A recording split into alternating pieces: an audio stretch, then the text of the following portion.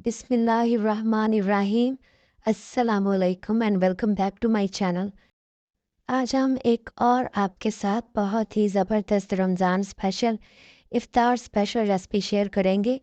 मटर की कचौरी की रेसिपी और साथ में बहुत ही मज़ेदार आलू की तरकारी भी बनाना आपको सिखाएंगे। आप कचौरी की जब ये रेसिपी ट्राई करेंगे तो इंशाल्लाह ताला आपके घर वालों को बहुत पसंद आएगी। वो आपकी तारीफ़ें करते नहीं थकेंगे। आप ये कचौरियाँ बना के 10 से 15 दिन के लिए स्टोर भी कर सकते हैं। तो आइए बनाना स्टार्ट करते हैं। सबसे पहले एक पैन में हम 1 टीस्पून के करीब ऑयल शामिल करेंगे और इसे हल्का सा गर्म करेंगे और 1 कप ताज़ा मटर शामिल करेंगे और मीडियम टू हाई फ्लेम पे इनको 2 मिनट तक फ्राई करेंगे। बस ये ख्याल रखिएगा कि मटरों को जब धोएं तो उसके बाद इन्हें किसी किचन टॉवल से साफ़ कर लें ताकि इनमें ज़्यादा पानी ना हो, वरना छींटें उड़ेंगी। जब 2 मिनट के बाद मटर अच्छे से फ्राई हो जाए और इनके छिलके हल्के हल्के अलग होने लगे तो फिर हम फ्लेम ऑफ कर देंगे और मटरों को ठंडा कर लेंगे। उसके बाद फिर हम अगला प्रोसेस करेंगे।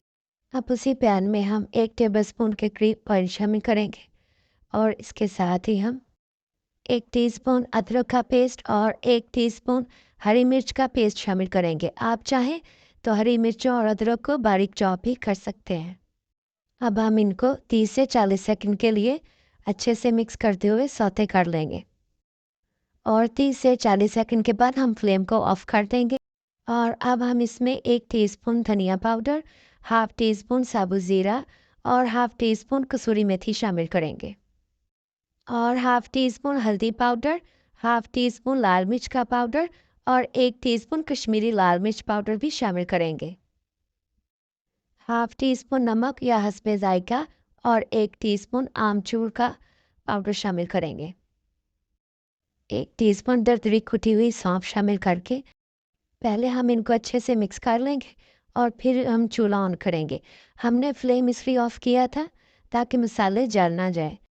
अब फ्लेम ऑन करके मसालों को 30 से 40 सेकंड के लिए पकाएंगे ताकि इनका कच्चापन ख़त्म हो जाए। इससे ज़्यादा नहीं पकाना वरना मसाले जल जाएंगे और इनका कड़वा टेस्ट आएगा। अब 2 टेबलस्पून बेसन शामिल करेंगे, इससे अच्छी बाइंडिंग आएगी। अब बेसन को भी हम 2 से 3 मिनट के लिए भूनेंगे ताकि इसका कच्चापन ख़त्म हो जाए। 2 से 3 मिनट के बाद अब हम इनमें मटर शामिल करेंगे जो हमने फ्राई किए थे। मटरों को मैंने चॉपर में डाल के इस तरह से दरदरा सा पीस लिया है। इनका पेस्ट नहीं बनाना, बस मटरों को इस तरह से दरदरा सा ही पीसना है। और मटरों को अभी मसाले के साथ बस इतना भूनेंगे कि मटरों के अंदर अगर कुछ नमी हो तो वो बिल्कुल ख़त्म हो जाए। तो जब मटरों की नमी ख़त्म हो जाए तो हम इसमें हाफ़ टी स्पून गरम मसाला शामिल करेंगे। इसको अच्छे से मिक्स करके अब हम फ्लेम ऑफ कर देंगे और इसको किसी बर्तन में निकाल के ठंडा होने के लिए अलग रख देंगे। अब हम कचौरियों के लिए डो तैयार करेंगे। इसके लिए मैंने 2 कप मैदा लिया है जिसे अच्छे से छान लिया है।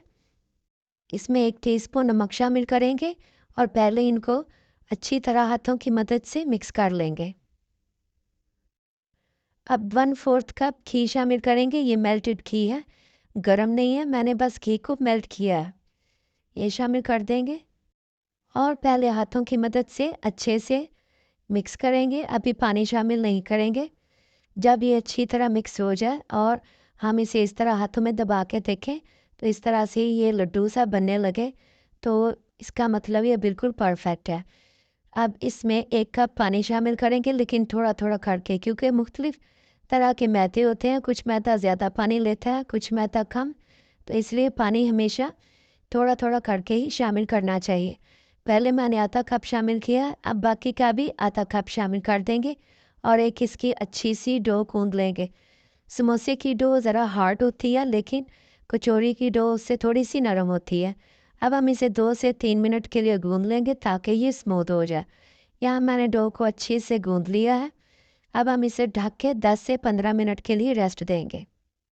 हमने जो कचौरी की फिलिंग तैयार की थी वो बिल्कुल ठंडी हो गई है। अब हम हाथों में इस तरह से थोड़ा सा मिक्सचर लेके उसे दबाते हुए एक लीमू के साइज़ की बॉल्स बना लेंगे इस तरह से, जितनी हमने कचौरी में फिलिंग करनी है। यहाँ मैंने सारे बॉल्स बना के रख लिए हैं। अब हम आलू की तरकारी तैयार करेंगे। उसके लिए मैंने यहाँ 5 अदद आलू लिए हैं जिन्हें बॉयल करके ठंडा करके छील लिया है। अब इनको हाथों की मदद से इस तरह बड़े-बड़े टुकड़ों में ही तोड़ लेंगे।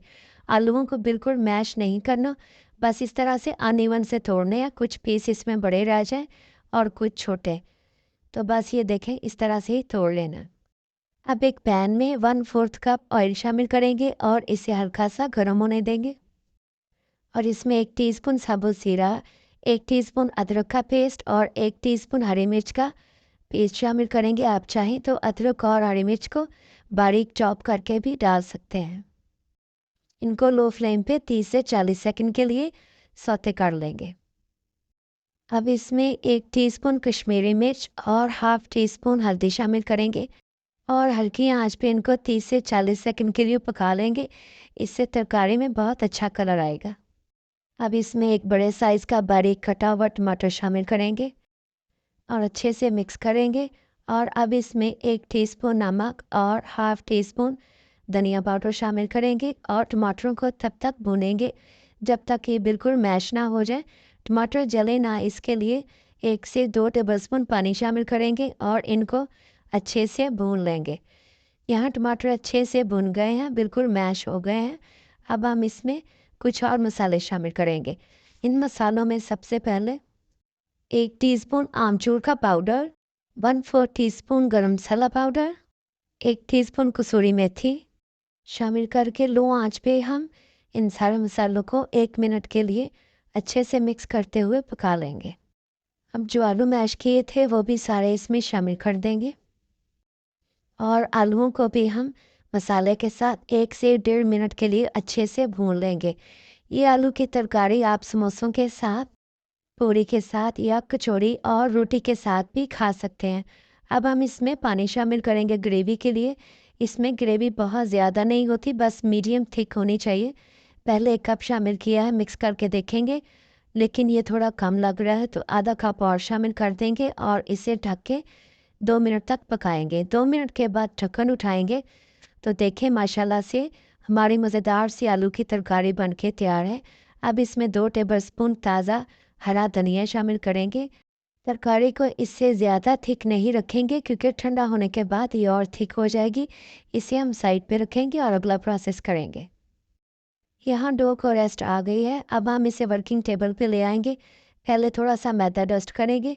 अब हमने डो को गूंदना नहीं, बस इसे इस तरह से रोल करते हुए थोड़ा सा लंबा सा रोल कर लेंगे और इसे इक्वल पोर्शंस में डिवाइड कर लेंगे और इस सब को बराबर पोर्शंस में तोड़ते हुए इसके पेड़े बना लेंगे। यहाँ मैंने सारे पेड़े बना लिए और अब हम इसे किसी कॉटन के कपड़े से ढक के 10 मिनट के लिए रेस्ट देंगे। रेस्ट देना ज़रूरी है। अब 10 मिनट के बाद अब हम इनको बेल लेंगे। हम इन्हें हाथ की मदद से ही बेल लेंगे, आप चाहें तो बेलन की मदद से भी बेल सकते हैं।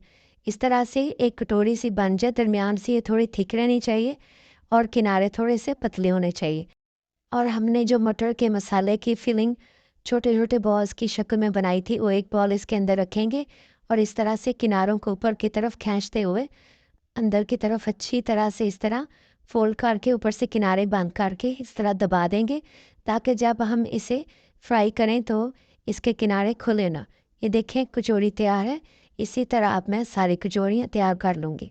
अल्हम्दुलिल्लाह कचौरियाँ तैयार है। अब हम इनको फ्राई करेंगे। मैंने यहाँ ऑयल को मीडियम फ्लेम पे हल्का सा गर्म कर लिया है। कचौरियों को तेज़ आंच पे फ्राई नहीं करना, बिल्कुल दम वाली आंच पे हल्की फ्लेम पे ही फ्राई करना है और ऑयल का टेम्परेचर भी लो ही होना चाहिए। तेज़ आंच पे अगर इनको फ्राई करेंगे तो ये फूलेंगे नहीं, अंदर से कच्ची रह जाएंगी और सौगी हो जाएंगी। जब कचौरियाँ खुद ही पक के ऊपर इस तरह से सरफेस पे तैरने लगे तो फिर हम इनके ऊपर इस तरह से थोड़ा सा उछालते हुए तेल डालेंगे और इनकी 5 से 6 मिनट के बाद साइड चेंज करेंगे और इनको पकाते हुए दरमियान में भी इनकी साइड्स चेंज करते रहेंगे। कचौरियों का टोटल फ्राइंग टाइम 12 से 15 मिनट है। जब इस तरह से माशाल्लाह अच्छा सा गोल्डन कलर आ जाए तो फिर हम इनको निकाल लेंगे। तो देखिए माशाल्लाह से हमारी कचौरियाँ कितनी अच्छी फूली हैं और कितना अच्छा कलर भी आया है। अब इसी तरह मैं सारी बना लूँगी। यहाँ माशाल्लाह हमारी सारी कचौरियाँ बन के तैयार हैं। मैं आपको एक कचौरी काट के चेक भी करवाती हूँ। ये देखिए माशाल्लाह से फिलिंग कितनी अच्छे तरीके से सारी अंदर तक हर तरफ कोने में फैली है और माशाल्लाह से बहुत ही फ्लेकी और क्रिस्पी बनी है। तो माशाल्लाह से इस रमज़ान में इफ्तार में आप भी ये रेसिपी ज़रूर ट्राई कीजिएगा और मेरे साथ अपना फीडबैक शेयर करना मत भूलिएगा।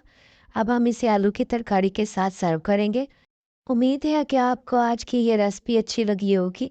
वीडियो अच्छी लगी है तो इसे लाइक कीजिए, शेयर कीजिए, चैनल को सब्सक्राइब कीजिए और मिलते हैं किसी नई रेसिपी के साथ। मुझे अपनी दुआओं में याद रखिएगा। Thanks for watching this video. अल्लाह हाफ़िज़।